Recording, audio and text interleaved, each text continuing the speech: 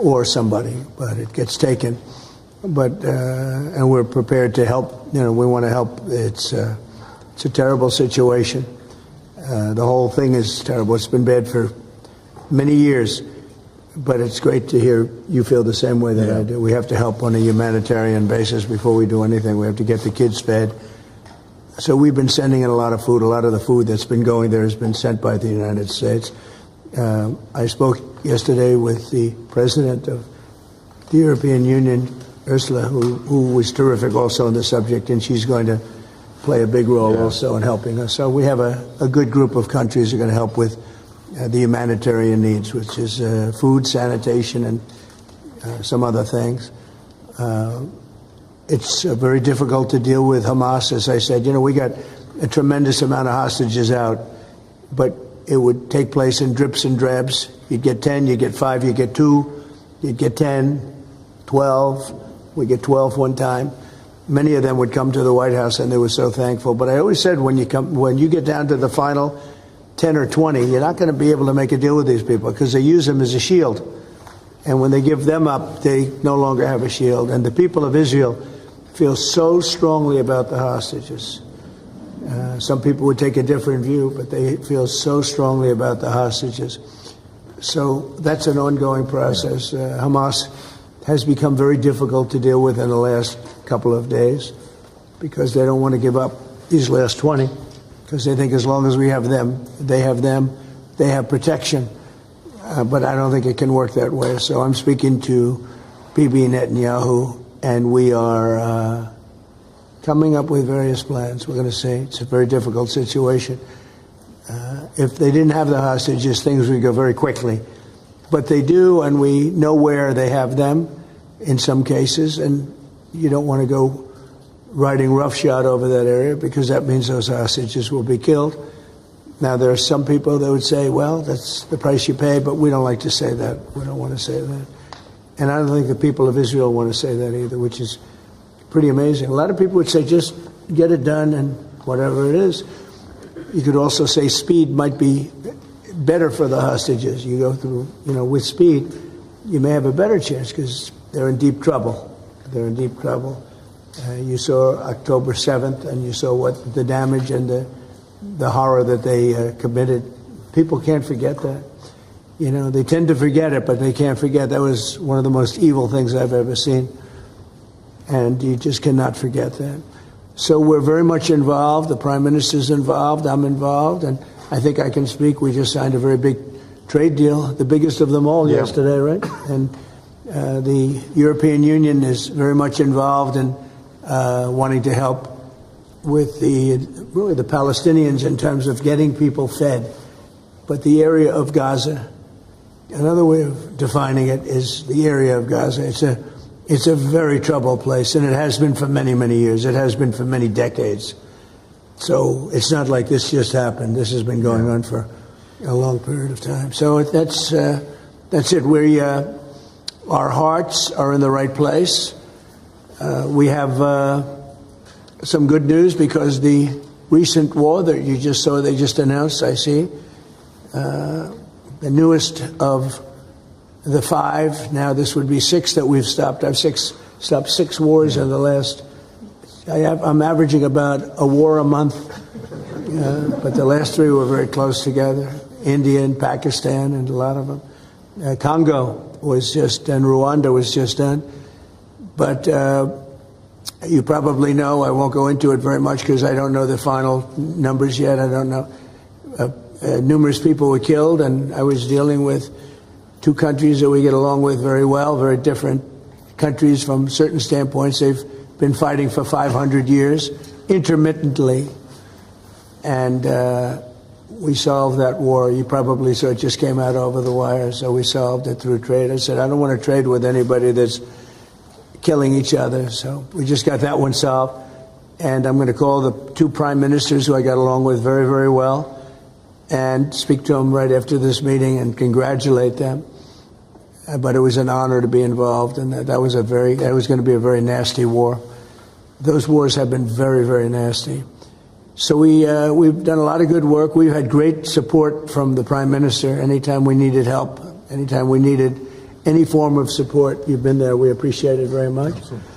And we're going to continue onward. We do have to take care of the humanitarian needs on what they used to call the Gaza Strip. You don't hear that line too much anymore. You don't hear the Gaza Strip, but it is the Gaza Strip, and it's amazing that it's not being handled a little bit differently. We're going to set up food centers, and we're going to do it in conjunction with some very good people, and we're going to supply funds. And we just took in trillions of dollars. We got a lot of money, and we're going to spend a little money on some food. And other nations are joining us. I know your nation's joining us, and we have all of the European nations joining us, and others also have called, and they want to be helpful. So we're going to set up food centers and where the people can walk in and no boundaries. We're not going to have fences, and they can't. They see the food from 30 you would say yards away, and they see the food. It's all there, but nobody's at it because they have fences set up that nobody can even get it. It's crazy what's going on over there. So we're going to work very closely together with your country, a great country. We also discussed inside that we are, there's a whole new thing happening with regard to energy from nuclear. Yeah. And the Prime Minister's looking at that very strongly. And I know you have Rolls-Royce nuclear plants. That sounds pretty good, right? I love that. What a great brand that is. But you're also doing the Rolls-Royce or the nuclear plants, the smaller plants. We're doing smaller and bigger, but the small is interesting. They do a small plant, very easy, very safe, and as they need more, they hook up another plant, and they have a series of plants instead of, doing the $20 billion plant. That gets tough for a lot of people to do. So we're just studying that. It sounds like you're very far progressed, but that's a great thing you're doing on nuclear. We opened up nuclear about 2 months ago, and it's now safe and very inexpensive. No, we see civil nuclear as a big part of the future as we go to sustainable, independent energy. And I think that between the two of us, we can work very much more closely on this. And we've agreed that that's our ambition, that's our aspiration. And this is going to be a big part of the future when it comes to energy. And you can see in the last few years, energy has been weaponized. Prices have dictated both families and businesses across the United Kingdom, and therefore taking control of energy is a huge prize. So the more we can work together on this, the better. And small modular reactors are a very big part of the future here, and we've got great companies like Rolls-Royce involved in that. So I'm very much looking forward to working together with you, Mr. President. We'll do that. We'll do that. We're going up to your oil capital in a little while. We're going up to Aberdeen. That's called the oil capital of Europe. And that's a great asset that you have up there someday. If they ever change their thinking on that, you have a great and valuable asset. There's a lot of valuable resources underground there. But that's a decision for you to make. But it's a very amazing place, and it is considered the oil capital of Europe. So it's another option that you have. So we are doing really well as a country, and I think that the Prime Minister has been so supportive of us, and so strong and so respected, and I respect him much more today than I did before because I just met his wife and family. He's got a perfect wife and family, and that's never easy to achieve, right? But I take no credit for that. But he's become a friend, and together we got a deal done that has not been able to be done. It was a deal that's very good for both parties. A really good deal for both of our countries, and very, very well received here in the United Kingdom. So thank you very much for having us. Thank you. Appreciate it. Any questions? Mr. President, on Gaza. Russia. Earlier you said that you were going to change the deadline from 50 days. Yeah. What is your new deadline? I'm going to make a new deadline of about 10 or 12 days from today. There's no reason in waiting. There's no reason in waiting. It's 50 days. I want to be generous, but we just don't see any progress being made. Mr. President, you just talked about setting up food centres in conjunction with other organisations. Right. You're talking about the Gaza Humanitarian Foundation or recognise internationalized aid agencies? How will this work? Well, it's going to be working with the United States. Will be helping with the food. You know, we have a lot of access to food. We got a lot of food ourselves, and we're going to bring it over there. We're also going to make sure that they don't have barriers stopping people. You know, you've seen the areas where they actually have food, and the people are screaming for the food, and they're 35, 40 yards away, and they won't let them because they have lines that are set up. And whether they're set up by Hamas or whoever, but they're very strict lines, so we have to get rid of those lines. But we're going to be getting some good, strong food. We can save a lot of people. I mean, some of those kids that's real starvation stuff. I see it. And you can't fake that. So we're going to be even more involved. We did some airlifts before, some airdrops, and the people are running for it. And the Prime Minister is going to help us. They're very effective with that. You've done that before, and for many, they've done that for 100 years very well. So it's not very hard to do, actually. Yes. President, you say you love Scotland. You're the most Scottish president ever in the White House. Is there a better deal to be done for Scotland, for Scottish industry, than the deal that you've done with the Prime Minister? Whisky, for example. Well, I have great love for Scotland. You know, my mother loved Scotland, and she loved the Queen. I don't know, I might hurt myself by saying that the monarchists are going to like it, some other people, but she loved the Queen. Whenever the Queen was on television, she wanted to watch. And she would come back religiously. She'd come back to Scotland once a year with my sister Marianne, primarily, and sometimes my sister Elizabeth also. But they love this part of the world. And, you know, we're talking about the Isle of Lewis. We're talking about serious Scotland. That's serious Scotland. There was no doubt about it. So, yeah, it gives me a feeling, you know, it's different. You go to another country, you have no relationship to it. You get to like maybe the head of the country or something. But it's different when your mother was born here, Stornoway, right in Stornoway, a beautiful little place. Because of your love of Scotland, is there a better trade deal to be done for Scottish businesses like whisky? Well, I assume when we do our trade deal overall, a lot of it comes to Scotland, I hope. Maybe all of it should go to Scotland. It's a very good deal for the whole United Kingdom. We've already achieved great things under the deal, and we'll achieve even more as we work together. A lot of it is going to Scotland. I mean, I do know that, but I mean, we're dealing with the UK. But a lot of it comes to Scotland, and you know, I was very particular. This is a part of the world I want to see thrive. It's going to thrive. Mr. President, back to Gaza. You talk about Hamas stealing food and stealing aid. What responsibility does Israel have for limiting aid to the region? And if I could ask a follow-up to the Prime Minister, what pressure can be put on Israel? Is that something that you and the United States could work on together? Israel has a lot of responsibility. They're hampered by the fact that you still have 20 hostages or so. And the people of Israel are very concerned about the 20 hostages. It's very interesting. You could say they could be more concerned about retribution than the 20 hostages, but they really want the 20 hostages to survive and live to make it. You know, many of the hostages came to my office in the Oval Office, and I was amazed I would ask them the question, was there any sign of love? Was there any sign of, when you were a hostage and you have all of these people from Hamas around you, sometimes 100, sometimes 10, sometimes 2, but you're a hostage and you're being stored in a pipe. It's not even really, a cave, or it's a pipe, a little pipe. And some said they didn't think they were going to make it because they were losing air. There wasn't enough air, and they'd open up the pipe just in time, but they didn't do it on purpose. They just happened to open it. They got lucky. But I said, did they ever wink at you and say, like, don't worry, you're going to be okay? Did they ever give you some extra food, even if it was a piece of bread? Did they ever give you anything during that time? And some were there for 400 or 500 days now, right? It's a long time, a year and a half, more than that. And not one person said there was any love from anybody. You know, in other words, you have hundreds of people.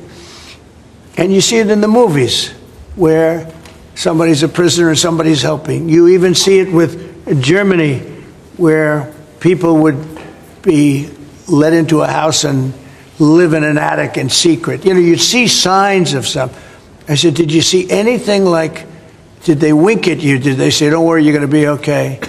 I ask that question all the time. I've never received one answer that said, yeah, they really wanted to help. No, the hatred is just incredible. But certainly access to food issue. And what more can Israel do? And the Prime Minister as well. Well, I think Israel can do a lot. I will say that Iran, I think, interjected themselves in this last negotiation. Can you imagine the beating they took? We wiped out their nuclear possibilities. They can start again. If they do, we'll wipe it out faster than you can wave your finger at it. We'll have to do that. We will do that gladly, openly and gladly. They've been saying, Iran's been sending out bad signals, I'll tell you. For a country that just got wiped out, they've been sending very bad signals, very nasty signals. And they shouldn't be doing that. They shouldn't be doing that. They were talking about things that they shouldn't be talking about. They were interviewed on a recent show, and the foreign minister saying things that he shouldn't be talking about, shouldn't be saying. And I think they got involved in this negotiation, telling Hamas and giving Hamas signals and orders, and that's not good. That's not good. I would say, look, we need to get the hostages out. They've been held for a very, very long time, and we must always start from there. But also recognise the situation on the ground in Gaza is absolutely intolerable, and I think that certainly speaking for the British public and myself, seeing those images of starving children in particular are revolting, and there's a sense of revulsion in the British public at what they're seeing, and they know, and we know, that humanitarian aid needs to get in at speed, at volume. Yes, some could be airdropped, and we're working with others, with the US, with Jordan on that, but the trucks need to get in, because that's the only way you can get the volume in, and we do thank the President for the work he's done to try to get to a ceasefire, which we desperately need, but also to put aid in to the region. There needs to be much more of that. We need to galvanise other countries in support of getting that aid in. And yes, that does involve putting pressure on Israel, because this is a humanitarian catastrophe now. We also need to look beyond that situation to what then happens in the event of a ceasefire, which is desperately needed. And that's why I'm really pleased that we're having a discussion about what a peace plan would look like after that, the component parts of that.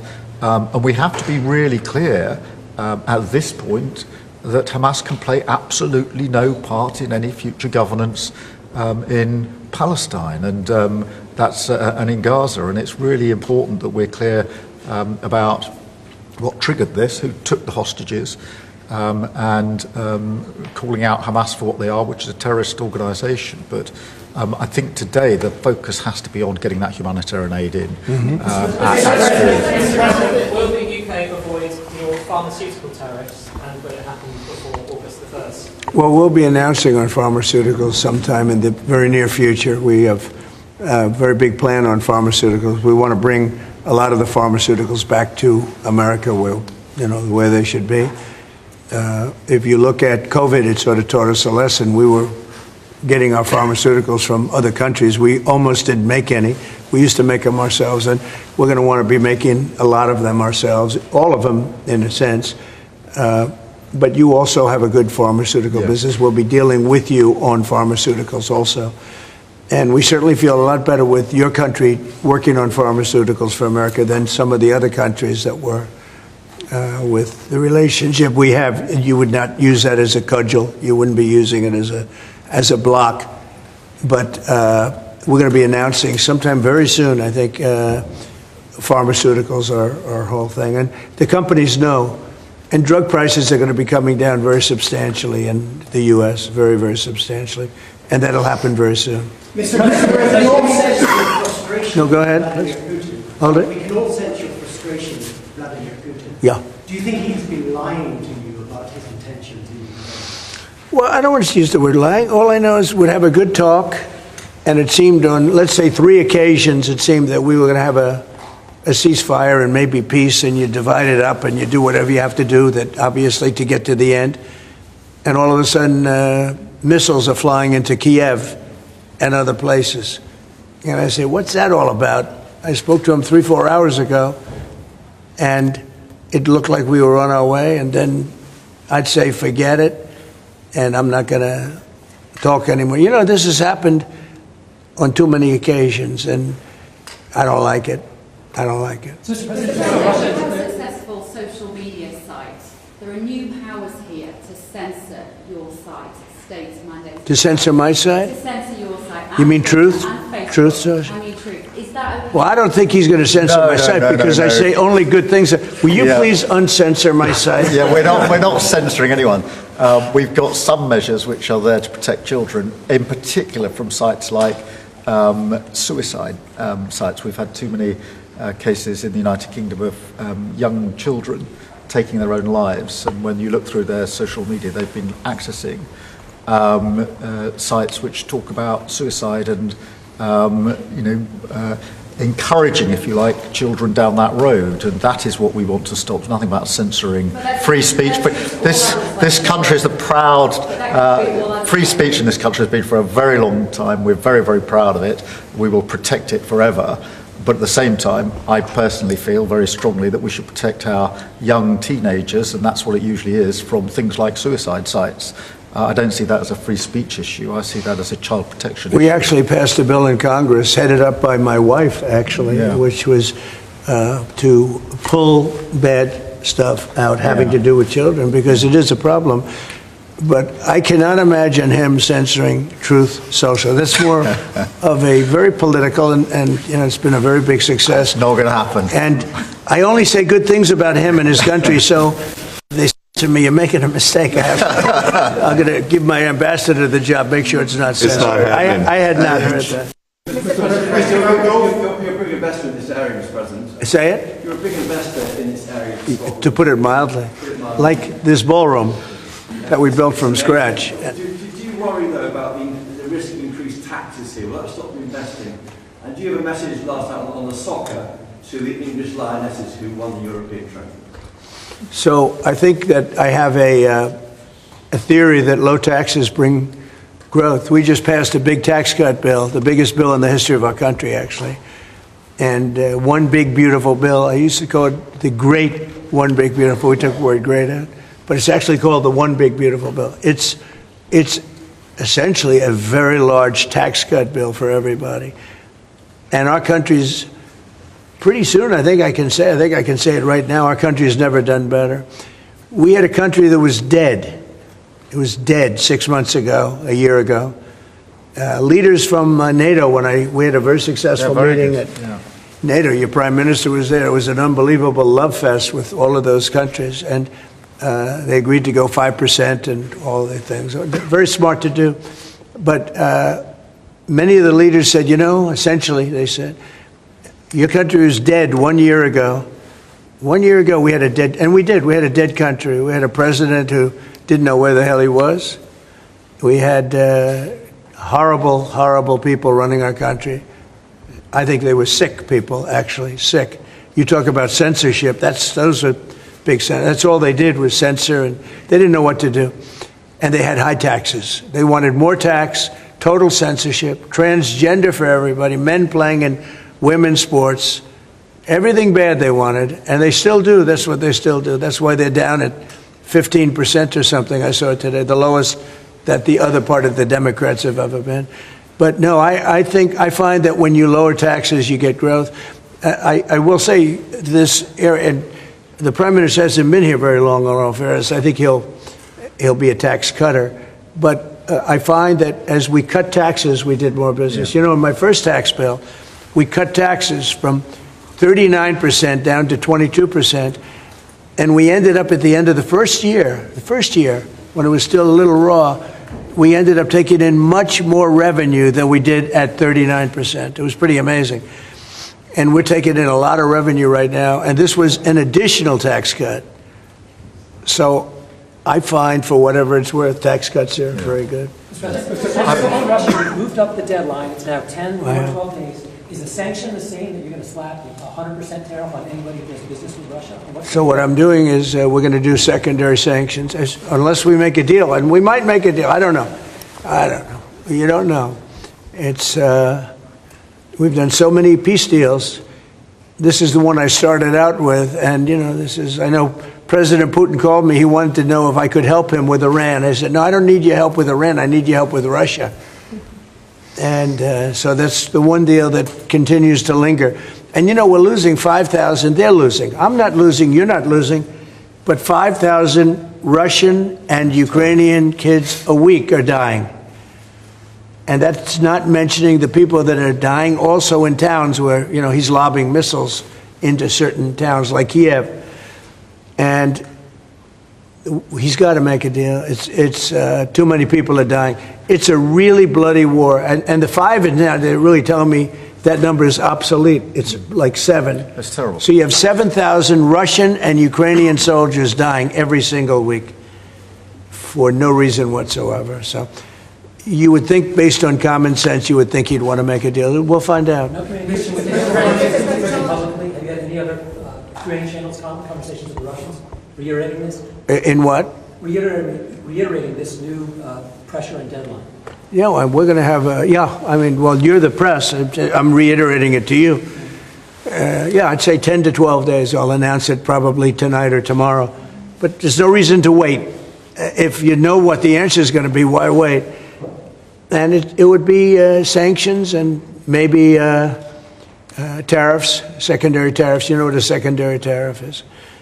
And look, the Russian economy, I don't want to do that to Russia. I love the Russian people. They're great people. I don't want to do that to Russia. But this thing, they're losing a lot of Russians. They've lost 1 million Russians. And that's the, sons. That's the sons and daughters of Russian families. They leave the house, they go, bye mom, bye dad, and then they get blown away. And Ukrainian too. Look at Ukraine. It's a disaster what's happened there. But it continues to go on.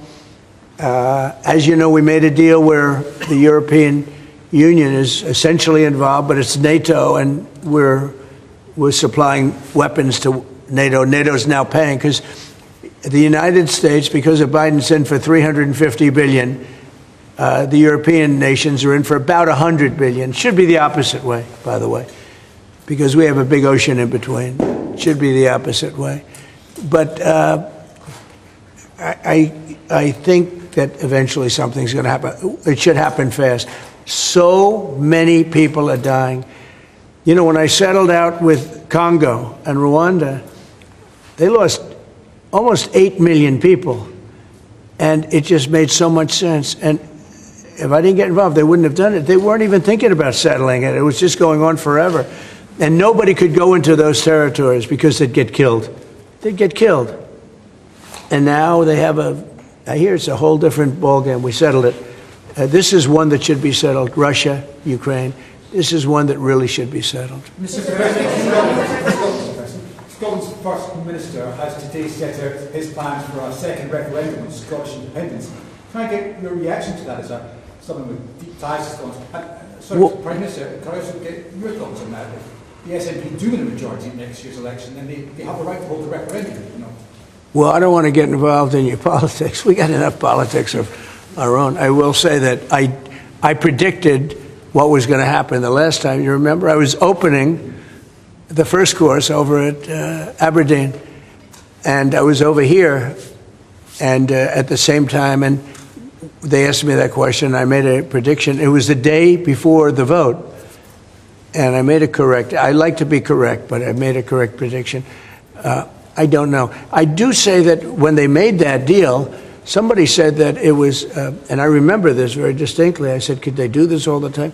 There was a little bit of a restriction, like 50 or 75 years before you could take another vote. Because, a country can't go through that too much. I don't know the First Minister, but I've heard great things about him. I've spoken to him. I hear very good things about him, and I'm meeting him today. So maybe I'll have a better opinion then. And let me answer that straightforwardly, because I believe in a stronger Scotland, in a better United Kingdom. And I think that at a time like this, when it's quite clear that there's uncertainty and volatility around the world, the strength of the United Kingdom together is very important for all 4 nations, very important for Scotland. And that should be our priority, that should be our focus, not on the politics, which feels like the politics of yesteryear now, at a time like this. And I think that the First Minister should probably focus more on his delivery in Scotland than on his constitutional issues, and we might have a better health service in Scotland. But at a time like this, I think the United Kingdom is always stronger as four nations. I think that's better for all four nations. I think that's how Scotland is stronger. Look at the deal that we've been able to do with the United States, a really important deal that we made just months ago. That is what the United Kingdom can do when we act as a powerful set of four nations together, and there are very many other examples.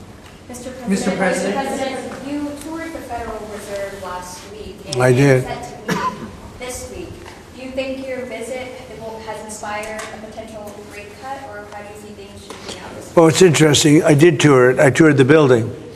And if you looked at this building, if you came here like 14, 15 years ago, we've had it a long time. It's been an honor to have Turnberry. But I was on much more opulent walls, ceilings, floors. We had to do this. And we did a very great job. I mean, you see how beautiful it is inside. Everything was saved. Everything was preserved. We had ceilings that were in bad shape. They were falling down. It's very old. Wasn't properly maintained. Now it's brand new and beautiful. And we saved everything. If you really think here, you took a look and you were sort of commenting to coloring now this is a brand new building, but if you look outside, it's equally opulent and beautiful. And we didn't do that by spending, hundreds of millions of dollars in surrounding a railing underneath an area that you're painting. I mean, I've never seen anything like it. Brand new, beautiful plywood, very expensive, wrapped around a figurine or a railing to preserve it. But you don't have to do that. You can just wrap a cloth, they call it a blanket, and you don't even have to do that if you're careful when you're doing the ceiling. But I don't know what they did. They'd take down a ceiling and put up a new ceiling, and the new ceiling had no opulence to it, or they'd fix the ceiling. But I would say that all I need is a good plaster and a can of paint. And they spent $3.9 billion, and I spent a lot of money too, but it's I'd say 3.8 billion less, meaning I spent probably $100 million making this place incredible. And you were saying a lot of that was local trades. I used local trades. We were looking at the windows, I think, in the next room. I had local trades do a lot of this. We have the most opulent windows next door, and I had a choice. Do I take them out? And, they've suffered through 125 years of storms. You have very big storms in this area. When you have a storm, you have a storm. We do it properly.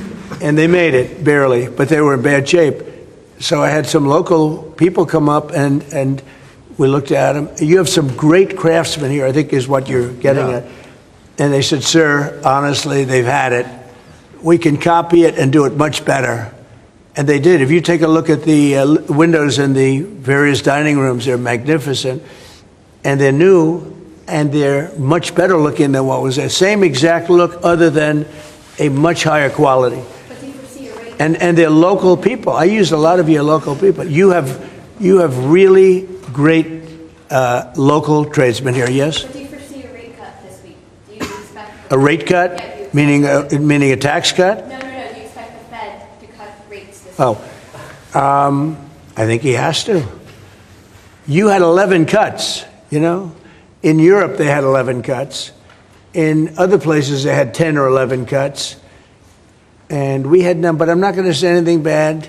We're doing so well, even without the rate cut. With the rate cut, it would be better. It affects our housing a little bit. Look, we should be 3 points lower. Each point is $360 billion. Can you imagine that?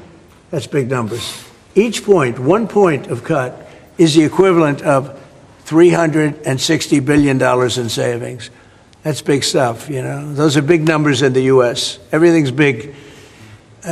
He should cut. A smart person would cut.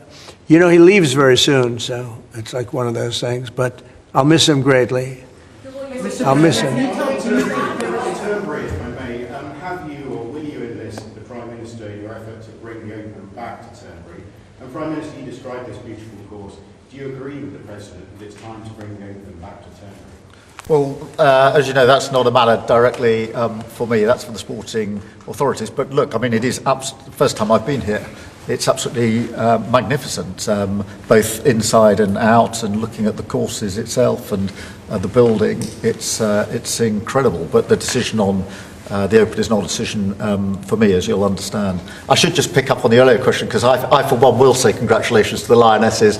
Last night, our women's football team won the Euros, defended the Euros, I should say. It's a big story. Which was a really big success, and the mental and physical resilience that they showed was quite incredible. So it's a big deal. There's a lot of bunting out today and tomorrow to celebrate them bringing that cup home.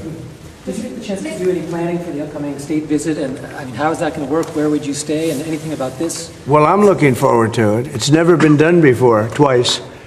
We had our original at Buckingham Palace, and now I guess we're going to Windsor. And it's never been done, and I'm a big fan of King Charles. I've known him for quite a while. He's a great guy, a great person. He looks really well to me. He looks great.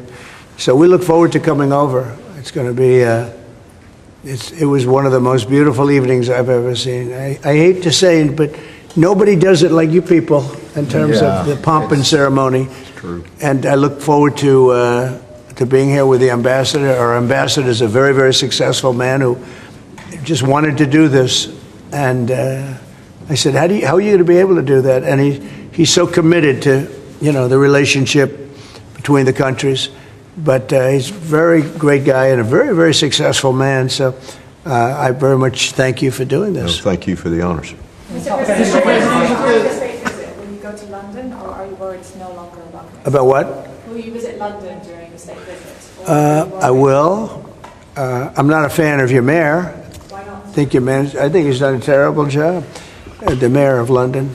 But a nasty person. I think he's done. I think he's a friend of mine, actually. No, I think he's done a terrible job. But I would certainly visit London. Yeah. Would you like to recall? So MP Nigel Farage has asked Parliament to be recalled when you're there. Well, I like Nigel. I mean, Nigel, as you know, is a friend of mine. Nigel's done very well. He's a friend of mine. And Keir's a friend of mine. Would you recall Parliament so that the President can talk to MPs? Well, Parliament's in recess at the time, but look, I do want to be clear. This is an unprecedented and very special state visit. This has never been done before, and there'll be many elements of it that have never been seen before. So this is going to be a historic occasion, and we're all very much looking forward to it. And I was very, very pleased to be able to put forward the invitation when we were at the White House earlier this year. So, but this is not just a state visit. They're always incredible occasions, and this is an unprecedented second state visit. So you can imagine just how special that's going to be. The fact that it's never been done before, and that's because it's non-consecutive, and it's the only reason it could be, made it even more interesting, frankly. So it's going to be great. And being with Charles and Camilla and everybody, I've gotten to know because of 4 years and now 6 months. Gotten to know a lot of the family members. They're great people. They're really great people. And in that sense, I think that the UK is very lucky. You can have people that weren't great people. I don't know if I'd say that, but you could have people that weren't. But we're very lucky to have our royal family. Absolutely fantastic. So we really look forward to that. As far as Parliament, if he wants me to speak in Parliament, I'll do it. Okay? But it doesn't have to be then. It could be some other time. Maybe we should save it for another time. We'll let the one visit speak for itself. But anytime, if I could be helpful, I would certainly do it. Thank you. Mr. President, with the EU deal, alternatives are you considering to get the hostages out if there's no ceasefire? Well, there are a couple of alternatives. Some are pretty strong, but the most sensible alternative is talk and negotiation. But I said a long time ago, at a certain point, they're not going to be talking because they're going to lose their shield. The hostages are a shield for them. They did horrible things on October 7th, and the hostages are a shield. And I said, you know, you're going to get down a number, and the number's going to be at a point where you're not going to be able to get them back unless you're going to be very energetic, or to put it a different way, unless you're going to be very ruthless and violent. It's a bad situation to be in, very bad. Mr. President, with the EU deal last night, you talked during the campaign about President Putin respecting you and not helping you have a relationship with him. Do you still feel that way, that he respects you, considering the conversations you've had that have been really nice? Yeah. I've always gotten along with President Putin. I have had a great relationship with him. And he went through the Russia hoax, too. You know, I mean, it was, we used to talk about it. We used to say, you know, it's too bad we really can't do anything between our country. Because if we did, they'd say, oh, it's, you know, some. Look, I was tough on Putin because I was the one that closed up Nord Stream, and Biden came along and opened it up. I was very tough on Putin in one way, but we got along very well. And I never really thought this would happen. I thought we'd be able to negotiate something, and maybe that'll still happen, but it's very late down the process. So I'm disappointed. And, you know, the funny thing is that their economy isn't that big, and it's having a hard time right now, but it's a relatively small economy. A strong military, but strong economy. And it used to be a strong economy. Now it's not. He's going through a lot. Economically, it's not easy, but it's pretty small, you know, compared to that magnificent size of that land. The land is massive. It's got, I guess, 9 time zones or something. It's a massive piece of land. Russia could be so rich. It could be so rich. It could be thriving like practically no other country. And they're holding that back because we can't. He wants to do trade deals with us. He talks about it all the time. He wanted to. And I envision that a lot of trade with Russia. They have a lot of valuable things. When you talk about rare earth, they have serious rare earth, right? They have just about every form you can have. So, you know, Russia could be so rich right now. Instead, they spend all their money on war. They spend everything on war and killing people, and it doesn't make sense to me. I thought he would want to end this thing quickly. I really felt it was going to end, but every time I think it's going to end, he kills people. Could a meeting help, and are you considering it? Has been proposed? I don't know. I'm not, you know, I'm not so interested in talking anymore. He talks. We have such nice conversations, such respectful and nice conversations, and then people die the following night with a missile going into a town and hitting. I mean, recently, I guess, the nursing home, but they hit other things. Whatever they hit, people die. So I don't know. We'll see what happens. We've just had a sense of your differences in political persuasion when Nigel Farage and Sadiq Khan came up in conversation. I wonder if you have any advice either of you for a very divided, polarized world on how you make your relationship. Not differences, yeah. That's not differences. I happen to like both men. I like this man a lot, and I like Nigel. And, you know, I don't know the politics over here. I don't know where they stand. I would say one is slightly liberal, not that liberal, slightly, and the other one is slightly conservative. But they're both good men. Mr. President, look, I mean, we like each other, we respect each other, we get on, and we've both got a great love of our countries, of our families, and therefore there's a huge amount that we have already achieved actually together and will achieve as we go forward, leading our respective countries, and of course the relationship between our countries. Donald, we were talking about this morning. That whether it's defence, security, intelligence sharing, it's a close historic relationship. We have fought together in the past. We've always stood together. And I, for one, am very pleased that we've got such a good personal relationship between us. And I think it just shows that even if you come from different political perspectives, different backgrounds, actually there's a huge amount of common ground when it comes to what is in the best interests of our two great countries, and they are two great countries. And I think that because we focus on what's best for our countries, we get along very well, and I'm very pleased that that's the case. Mr. President. Well, I do know he wants to cut taxes as much as he can. And, you know, politics is pretty simple. I assume there's a thing going on between you and Nigel, and it's okay. You know, it's two parties. But generally speaking, the one who cuts taxes the most, the one who gives you the lowest energy prices and the best kind of energy, the one that keeps you out of wars, he's kept you out of wars, but the one that keeps you out of wars, you know, you have a few basics, and you can go back 1,000 years, 1,000,000 years, whoever does these things, but low taxes, keep us safe, keep us out of wars, no crime, stop the crime, and in your case, a big immigration component, you know, because I know that your attitude has become strong on immigration, strong on the toughness of immigration. But I think whoever's going to be, I think I won because we had a lousy president, to be honest with you. We had an incompetent president.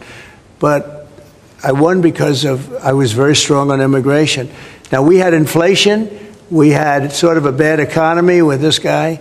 We had a lot of problems. But I focused on immigration more than I did anything else. And I think I won because of immigration. I think I won because of the border. I had a bad border where millions of people were coming in to our country illegally. And as you know, in last month, 0 people came into our country illegally, 0.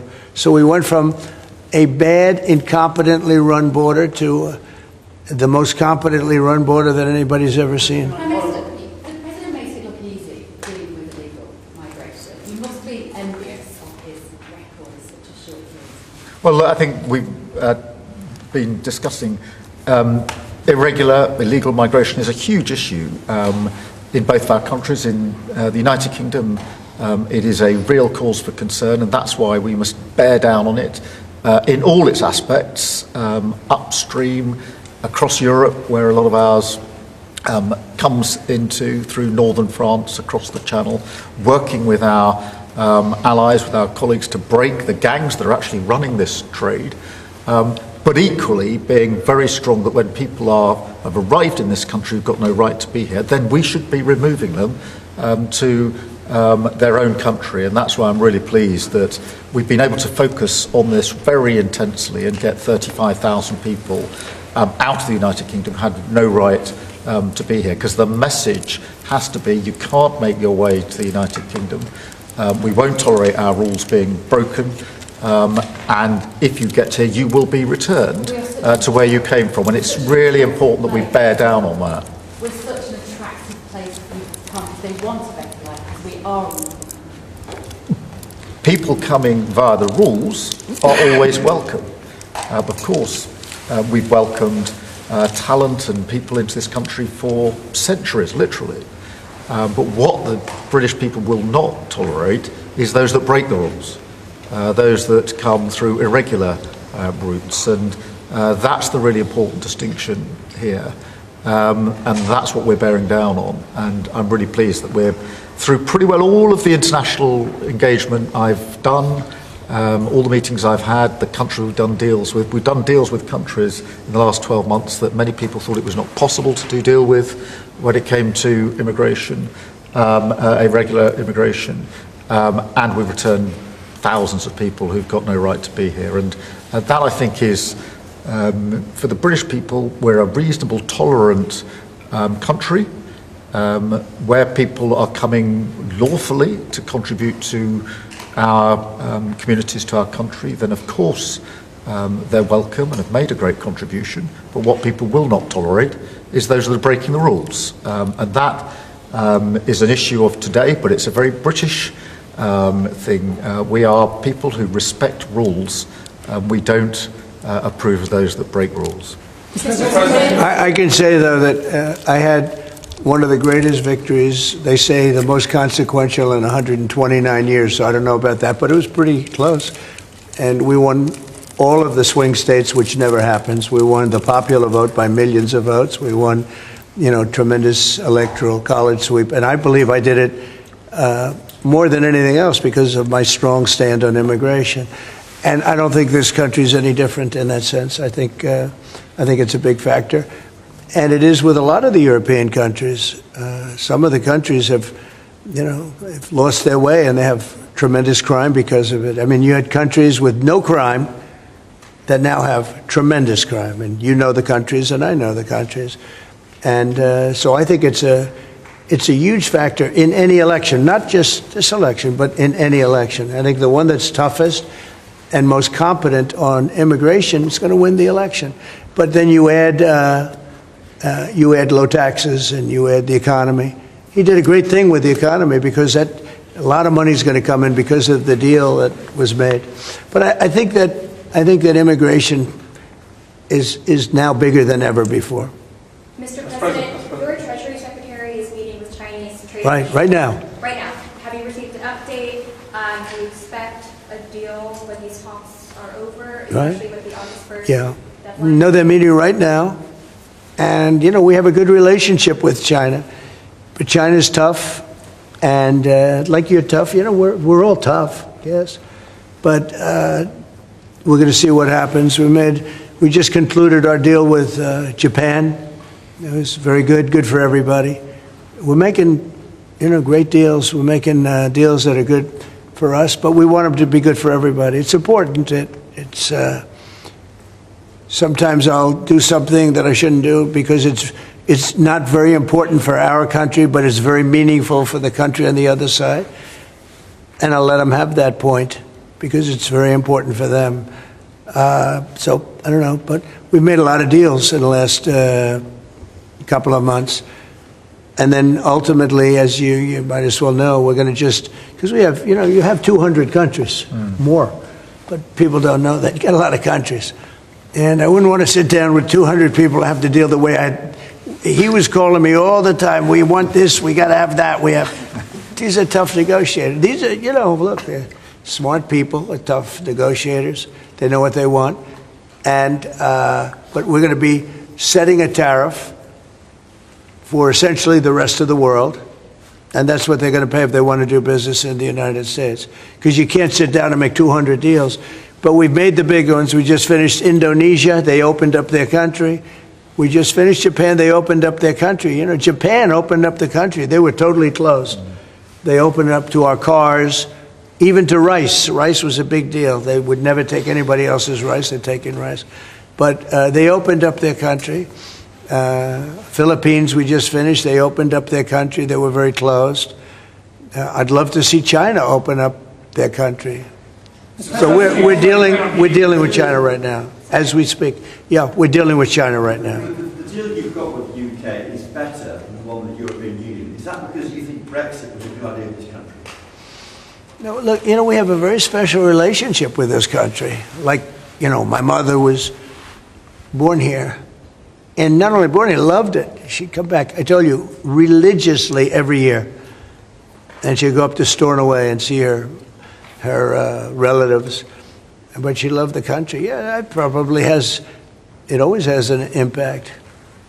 Always has an impact. But, Germany has a new leader, and I think he's terrific. I think you like him too. Yeah, I think he's terrific. My father was born in Germany. Or his parents said, we're just out. But, so, you have a lot of feeling for this part of the world. I do. I want to see this part of the world do well. Germany, Scotland, the UK. I want this part of the world to do well. All of the nations. You do feel a certain, you have a warm feeling toward a part when your parents are born essentially here. And I think maybe it's slightly different. Maybe it's not. I don't know. But maybe it's slightly different. Mr. President, I didn't completely rule out a pardon for Ghislaine Maxwell when you landed. Is that something you would ever consider, and why? Pardon for who? For Ghislaine Maxwell. Well, I'm allowed to give her a pardon, but nobody's approached me with it. Nobody's asked me about it. It's in the news about that aspect of it, but right now it would be inappropriate to talk about it. So, Mr. President, your opposition to offshore wind is well known. In Scotland, wind is a disaster. But in Scotland and across the UK, wind farms. I know, it's a shame. It's not his fault.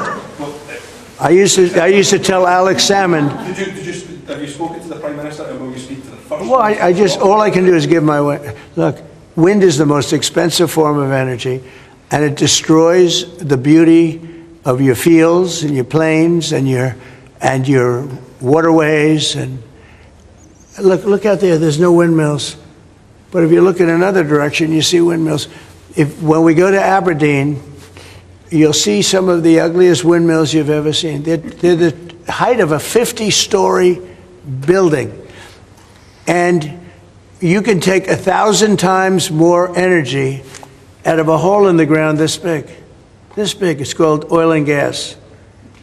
And you have it there, the North Sea. This big, that nobody would even see. You can take 1,000 times more power because the wind is intermittent, it doesn't work, it's extremely expensive. All the windmills are made in China. They used to be Germany and China, now they're mostly in China. They all come out of China. They say that the blades, which are carbon fiber, you can't bury. Oh, okay, you can't bury. What are you going to do, dump them in the ocean someplace? Because they only last a certain period of time. And remember, a windmill has a life of 8 years, especially when they're out in the salty sea and they start to rot and to rust. You're going to have to replace them. It's very hard to replace them. Wind needs massive subsidy. And you are paying in Scotland and in UK and all over the place where they have massive subsidies to have these ugly monsters all over the place. So I've restricted windmills in the United States. Now, a couple, we have, you know, the poor stupid people at the beginning, they approve them, so they have their full approvals. But I've restricted windmills in the United States because they also kill all your birds. You know, they wipe out. You know, it's interesting. If you shoot a bald eagle in the United States, they put you in jail for 5 years. And yet windmills knock out hundreds of them. They don't do anything. You explained that. So it's a very expensive energy. It's a very ugly energy. And we won't allow it in the United States. So we believe in a mix. And obviously oil and gas is going to be with us for a very long time. And that'll be part of the mix.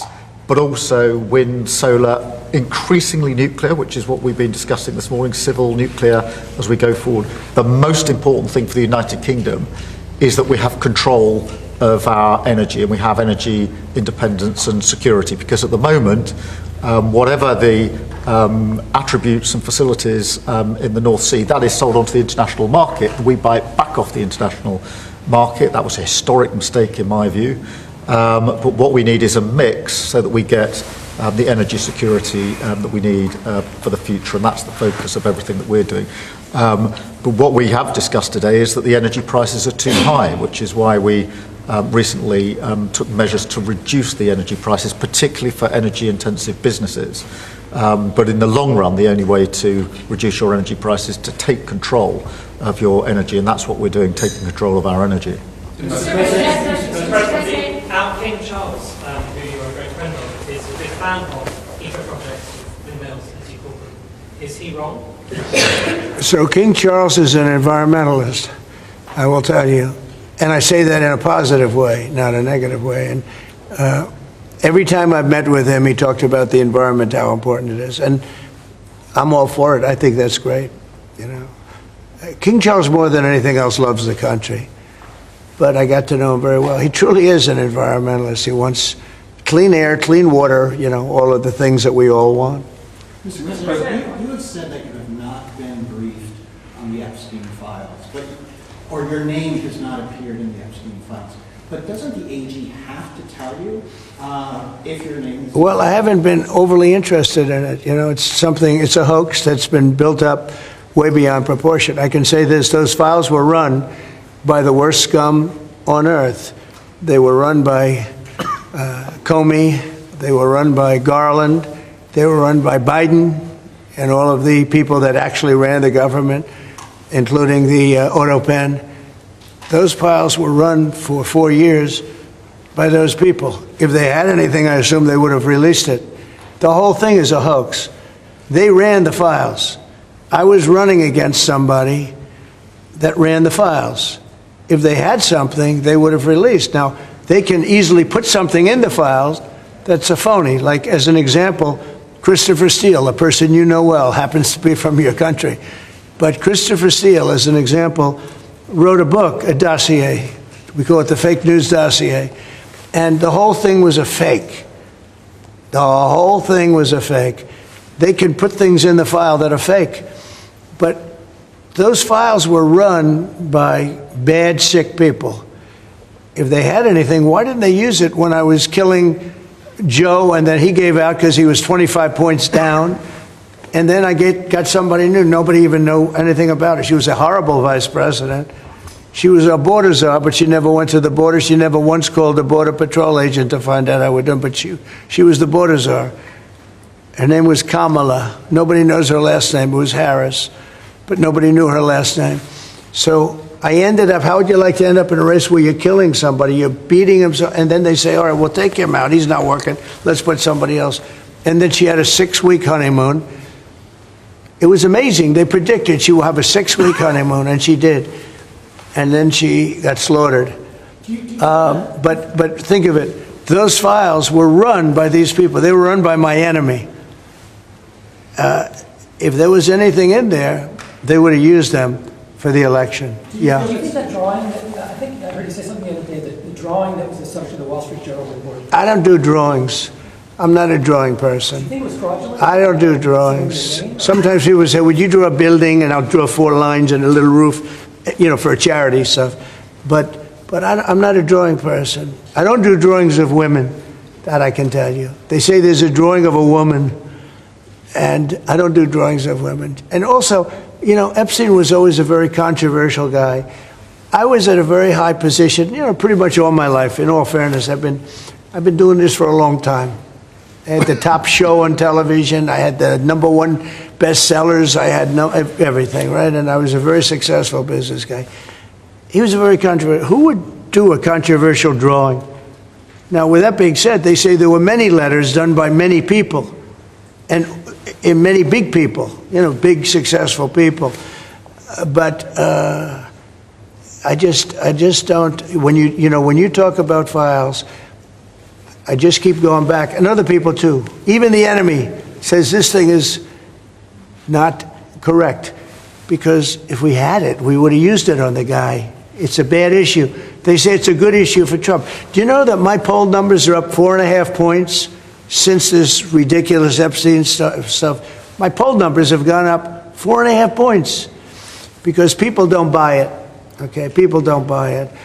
And he's gone, and we want to focus on trade deals. I want to focus on the deal we just made with the European Union, which is the biggest trade deal in history. It's the biggest deal, I think, in history, not just trade deal. So if they would have had something, they would have used it. And people keep writing stories about the time you threw him out of Mar-a-Lago. Can you settle that? What was it about? What caused the breach with him? That's such old history. Very easy to explain, but I don't want to waste your time by explaining it. But for years, I wouldn't talk to Jeffrey Epstein. I wouldn't talk because he did something that was inappropriate. He hired help. And I said, don't ever do that again. He stole people that worked for me. I said, don't ever do that again. He did it again. And I threw him out of the place, persona non grata. I threw him out, and that was it. I'm glad I did, if you want to know the truth. And by the way, I never went to the island, and Bill Clinton went there supposedly 28 times. I never went to the island, but Larry Summers, I hear, went there. He was the head of Harvard. And many other people that are very big people. Nobody ever talks about them. I never had the privilege of going to his island. And I did turn it down, but a lot of people in Palm Beach were invited to his island. In one of my very good moments, I turned it down. I didn't want to go to his island. Yeah. Mr. President, on Gaza, next time you speak to Netanyahu, what will you ask him to do? Say it what, louder? Next time you speak to Netanyahu, what will you ask him to do? Well, I'm going to say, look, we're giving money and we're giving food, but we're over here and we're over in the United States, and I think I can speak for the Prime Minister. We're giving money and things. He's got to sort of like run it. Well, I want them to make sure they get the food. I want to make sure they get the food, every ounce of food. I think you want the same absolutely. thing. It's an absolute focus. Because that food isn't being delivered, Mr. President, or at least all of it. you said you were going to set essentially a tariff for the rest of the world. For the world. What percent will that tariff I would say it'll be somewhere in the 15 to 20% range. So maybe 15 or 20, or? No, I said, I sort of know, but I just want to be nice. I would say in the range of 15 to 20%. Probably one of those two numbers. It's not for UK and steel aluminum makers here are worried about the tariffs. Will you do anything to help them here? Aluminum? You're a pretty big aluminum maker. Right? Yeah, that's already covered in the deal that we've agreed. So we're just doing the implementation of that. But Mr. President, when will that come down from 25% to 0? You mean on the overall, on the world? On steel and aluminum from Britain, it's 25. Well, we're going to know pretty soon. We're going to have it pretty soon. You have no idea that these people are tough negotiators, okay? But we're a big buyer of steel. But we're going to make our own steel. We're going to make our own aluminum for the most part. But we buy a lot of aluminum from right here, and a lot of steel too. Yeah. Who are you with? Who are you with? Because you're asking such a nice question. TV News, that's from TV News. Very good. Good. They're lucky. We have a lot of unhappy farmers in this country at the moment, and I'm sure the Prime Minister won't thank you for raising this. We've had changes to inheritance tax, which mean a lot of farmers feel they're going to lose their farms when they die at their father. How important are farmers to a country? You mean they're going to lose the farm because of estate taxes and things? So what I've done, Pay so much, they're cash poor, but they have great. I know, well, they're cash poor. They're land rich and cash poor. A lot of people are. I've had that too. Sometimes I'm land rich and cash. Sometimes I'm cash rich and land poor. I like it both ways, but as they get older, I like the more conservative route. So I did something that I don't know if you can do, but it was great. I love our farmers. As you know, in our tax bill, we have a clause that's very important. We were losing a lot of farms to the banks because a loving mother and father would die and left their farm to their children or their child, but their children, their family.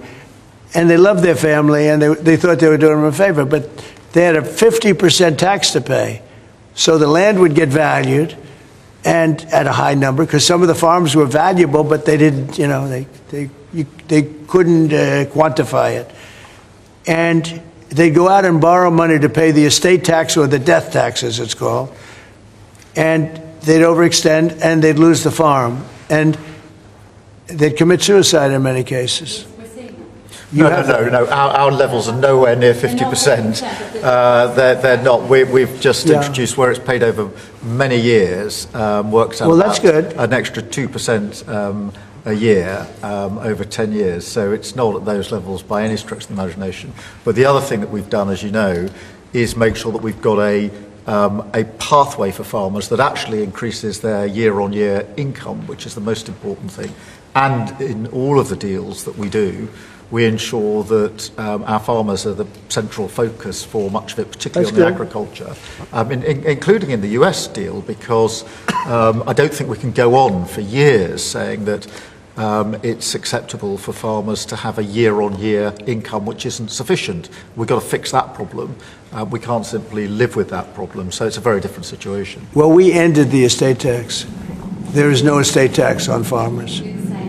So when a parent leaves their farm, because again, a lot of these farms, they don't make a lot of money, but it's a way of life, and they love their way of life, and they love that dirt. That dirt is the most beautiful thing they've ever seen. They love it. I mean, they're farmers. They love doing it. They don't know how to do anything else, but they don't want to do anything else.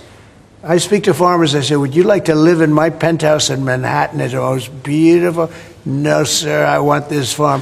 And what happens is, we were losing a lot of people to suicide. They'd borrow money to pay the estate tax, and they were not able to pay it. And some banks are ruthless; they wouldn't do anything, and they would end up committing suicide. We have totally ended the estate tax in those situations, so there's no estate tax. So when a parent leaves the farm to the kids, they don't have to worry about their local, possibly unfriendly banker coming in and stealing their farm. One of the hot button issues in Britain is migrants being housed in hotels and people in the local communities not feeling safe. Is that an appropriate place to house migrants? I don't like anything about it. They shouldn't be allowed in. Anybody illegally should not be allowed in the country. Thank you all very much. Thank you.